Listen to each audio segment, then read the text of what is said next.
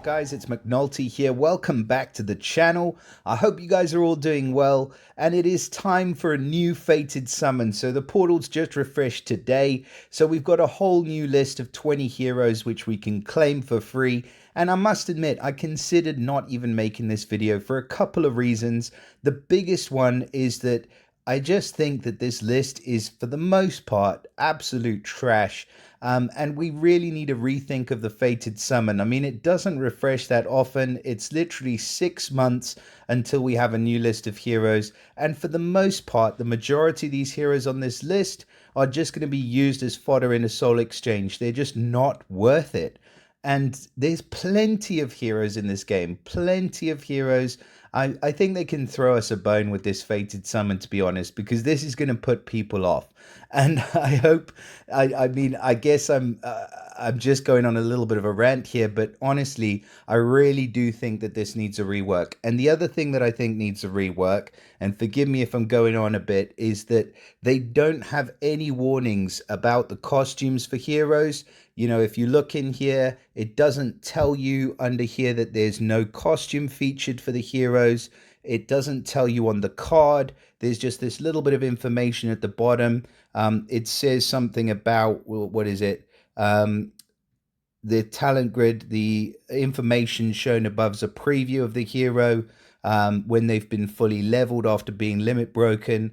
The talent grid's been completed and a full costume bonuses have been applied if a costume or costumes exist for the hero.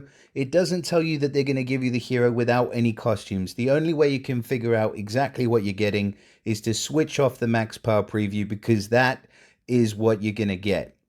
All right, so that's gripe number two. Number one is that these heroes are trash for the most part, and number two is that they don't specify that they're featured without a costume, and that makes for angry players. And I mean, obviously for us more seasoned individuals and stuff like that, we will know that, but there's a lot of people who are just starting out the game who are going to think that they're getting the costume, and they're going to be disappointed sorely when they don't. Right, so all of that being said, let's have a look at this list. So I'm going to leave the bottom row alone.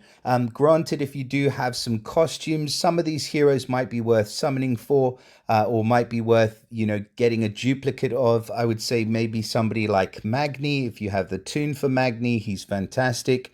Oberkan also would be an excellent one if you do have the tune, or even the second costume version of Oberkan might be one that you would want a duplicate of. And then you've got Catalan. I believe that we are going to be seeing a tune costume for Catalan. So that might be one that you might want to get your hands on as well. But I mean, the costume summon is later on. So you won't know whether or not you're going to get that tune yet. Anyways, first row, unless you want a duplicate, just leave them alone. From the second row, I'm going to say like Ares is quite cool. And he does have a little bit of niche usability, but he really is just so dated that he's really not going to make any significant impact. He gives an increased attack, he gives increased critical chance, and he regenerates health for the caster and nearby. So it looks like he's doing a lot, but to be honest, he's really not. He's just a cool looking hero. But he's going to get dated. He's already dated. So if you do grab Ares, you're going to be sorely disappointed. Unless you have the costume, in which case you may well want to dupe, because the costume is a whole different story. Now from this row though, like I say, there are two heroes I would consider. One of them would be Alberic. He is a really good reviver. They pulled him out of the soul exchange at the last minute, which I thought was really odd. But he does have a pretty good special. So at slow speed, he has each fallen ally has a chance, 33% chance to get revived with 23% HP. So it's a pretty decent revive, and they come back with a decent amount of hit points as well. And then they regenerate health over 4 turns and a moderate amount of mana over 4 turns. So it is one of the lower revival chances for a slow speed revival hero, but they do get the benefit of the health regeneration and the moderate mana generation as well. So I think Albi would maybe be a good choice if you are looking for a reviver, but otherwise he will be very, very limited. I would say you're not going to use him very much outside of the rush format. And even then, there are better revivers available. But costume, I mean, I was going to say costume again. I'm just thinking of all the costumes. So Athena from this row would be my pick. From the second row, she's definitely still a relevant hero. She hits the target and nearby. Granted, it's minor damage to the nearby, and it's only 305% to the target. But the main part about this hero is that she gives one of the highest defense downs in the game. So a 41% defense down and a further 4% decrease every time they're hit for the following 4 turns. So I believe it can get up to about 63%, something like that. And extra damage against fire, it's really neither here nor there. But the element link giving all ice allies 15% attack and 15% defense for 6 turns really does help her as well, especially with those dated stats if she's the only if you don't have her costume, if she's the only version of this hero that you have, she will be usable. You will use her against Titans, and you can use her on your attacking teams as part of a blue stack. And she will definitely help the rest of the heroes in that stack. So I would say Athena is probably the only hero from the second row that I would say is worth grabbing, unless you do hundreds and hundreds of summons, in which case you just get them all. Masashi, really not a great hero. There's much better heroes. I mean, I'd rather have the base version of Leonidas, to be honest, even though he's running at average speed. Just not a great hero unless you have his costume again. And then Thothamoon, he is a hit 3. He's running at fast speed.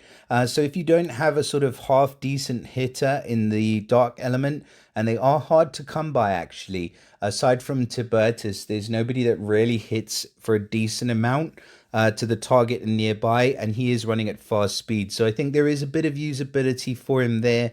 But do I think he's worth the mats just for the damage and the little minion that he summons? I'm going to say no. If you can only pick one hero from this row, I would definitely go Athena, and then Thothamoon would be like a second choice, but a very, very distant second. And then from the third row, there are two heroes in this row that I think will be particularly good. That would be King Arthur. So he does have the negative 54% defense against ice for 4 turns. He deals a pretty decent amount of damage to the target as well. And he reduces the attack of the target. So it can be really helpful against Titans to be reducing the attack as well as giving the negative defense against ice. And also he increases his own defense by 74% against special skills for 4 turns. I really wish he would do that for the target and nearby. In fact, I wish the whole special was for the target and nearby. But that being said, he is still a really usable hero against Titans for the elemental defense down. I mean, if you really, yeah, if you're unsure and you do have costume Nordri, the 3-star, or even the regular version of Nordri, he is still usable against Titans. So, you know, if you do already have him and you use him all the time, King Arthur might not be the best pick, but he definitely has more power than Nordri, even being without any costumes or anything like that. So yeah, he's a pretty good choice from that row. Guinevere again, like she's got a costume, but her stats are just far too dated for her to be effective. She does give a full team mana reduction by 20%. But then, I mean, you've got a hero like Li Zhu. If you've got the costume for Li Zhu, or the second costume, or even the tune if it's coming up for Li Zhu, you know, she's going to be able to reduce the mana by 20% as well. And there's not that much else going on. A small health regeneration for the caster and nearby, and an increased defense against dark, which is kind of niche. So yeah, she's okay. You know, like, I mean, about 5 years, 4 years ago, I might have said she was great, but not anymore. And that brings us on to the end of the third row here, where we've got Guardian Panther. Now, this is probably the second good hero from this list. So I've mentioned Athena already as a good pick. Guardian Panther would definitely be, for me, probably my top pick. She deals damage to the target and nearby. She's running at fast speed, and she importantly gives them a negative 54% defense against dark for 4 turns. But she's also got this little dispel where she dispels buffs from the target and nearby. So I think not so much for the damage, but just purely for the fact that she's giving elemental defense down and she has a dispel. I would say she's definitely worth picking. Guardian Panther has been on my wish list for a long time. The costume version of Guardian Panther, ideally, but you know what? This one will have to do. But just because she gives the dispel she gives the dispel as well as the defense down against dark. If it was just the defense down against dark that I was looking for, I would just stick with a 4-star in Sergei. He does just as good against Titans, and he does it at slightly faster speed actually. But yeah, she's a good hero, so I would say a really good pick from the third row. And then moving on into the last row, if you want to revive her, nobody does it better than Mother North. Costume Heimdall does it better than Mother North, and Lysanor does it better than Mother North. But aside from those two, nobody else does it better. So she recovers 30% health for all allies. So she's got a pretty decent heal, even if you don't need to take advantage of the revive. And then each fallen ally gets a 50% chance to get revived. Now it is only with 10 HP. So she does the heal first and revives with 10 HP. But she also summons an elf minion for every ally with an additional 10% HP. So we said Albie revives with 23% HP. She basically revives with 20% HP. And all you really need is for the hero to come back. That's her main purpose. And she's a really, really good hero in Rush Wars, obviously. But she can serve her purpose elsewhere. I would say putting Mother North in with a crit troop or maybe a legendary troop. All you want with her is just survivability. You want to keep her around as long as possible in the battle. But she's definitely gotten me out of some sticky situations, so I would recommend her. And I would say she's the best reviver out of this group, hands down. Let's just see who we haven't looked at before we get on to my man, Master Leapers. So Lady Locke, this is a weird hero where she gives like this damage to the target nearby. It looks like a lot of damage, pardon me, but it takes a long time. It starts low and it increases. She does have a cleanse for all allies, so cleanses status ailments. I mean, Lady Locke, in a pinch, she could be sort of usable. But I just don't like the way that her damage happens because it's too easy to get rid of. And it really isn't that much damage. And again, her stats are very dated. So, yeah, I mean, if you've already exhausted all the other options that I said were good, she might be a good option to go for. Captain Kestrel, 215 to target nearby. The more mana they have, the more damage they receive. Again, the hit is just so soft. I'd rather go with a second limit broken 4-star than I would with Captain Kestrel in most cases. So yeah, I really don't see a good use case for him. Santa, actually Santa, even, I mean, he's running at slow speed, but he does give defense and attack down. So all enemies get negative 34% attack and negative 44% defense for 3 turns. And 200% damage to all enemies is just not enough with his dated stats. But he does form part of the Winter family. So if you've got multiple heroes, they can increase, having Santa will increase the health for the minions and increase the attack for the minions as well. So I guess it's something. He's not the worst and most terrible hero in the game, but he's pretty close. Yeah. So yeah, Mother North, Athena, Albie maybe so far, and definitely Guardian Panther and King Arthur. So there's probably 4. I'm just sort of saying 4 because I'm kind of discounting Albie as I'm looking at this list. And then the next hero in the list is my man Master Lepus. Now I do have a soft spot for Master Lepus because again he was my first seasonal 5-star hero, and he does hit like a truck.